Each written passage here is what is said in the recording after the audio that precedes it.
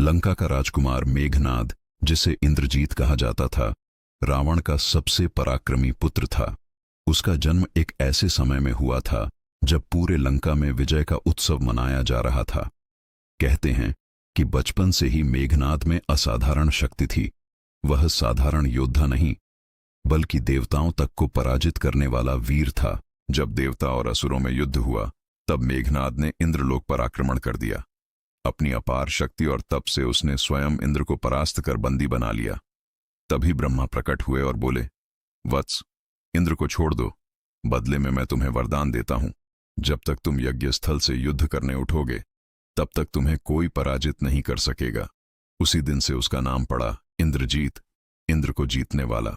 राम रावण युद्ध में जब लक्ष्मण ने रावण के पुत्रों को एक एक कर परास्त कर दिया, तब इंद्रजीत ने रणभूमि में प्रवेश किया।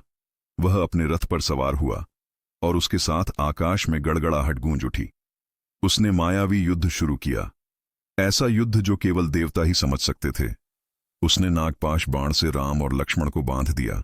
पूरी वानर सेना भय से कांप उठी, लेकिन हनुमान ने गरुड़ को बुलाया और गरुड़ के स्पर्श से नागपाश टूट गया। इंद्रजीत समझ गया कि यह साधारण शत्रु नहीं।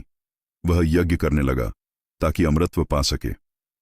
पर जब वह यज्ञ कर रहा था, लक्ष्मण और हनुमान वहां पहुंच गए। हनुमान ने यज्ञ स्थल को घेर लिया और लक्ष्मण ने कहा, अगर आज तेरा यज्ञ पूर्ण हुआ तो कोई तुझे नहीं हरा पाएगा। भीषण युद्ध हुआ। देवता, असुर और वानर सभी देखने लगे। अंत में लक्ष्मण ने ब्रह्मास्त्र से वार किया और मेघनाद भूमि पर गिर पड़ा। मरते समय उसने कहा, मैंने हमेशा अपने धर्म और पिता के लिए युद्ध किया, न कि अधर्म के लिए। आज मैं मर रहा हूं, पर मेरी वीरता अमर रहेगी। लंका की धरती पर उस दिन बिजली सी गिरी थी। रावण का गर्व टूट चुका था, क्योंकि उसका सबसे पराक्रमी पुत्र अब नहीं रहा।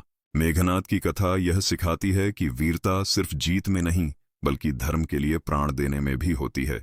वह हारकर भी अमर हुआ।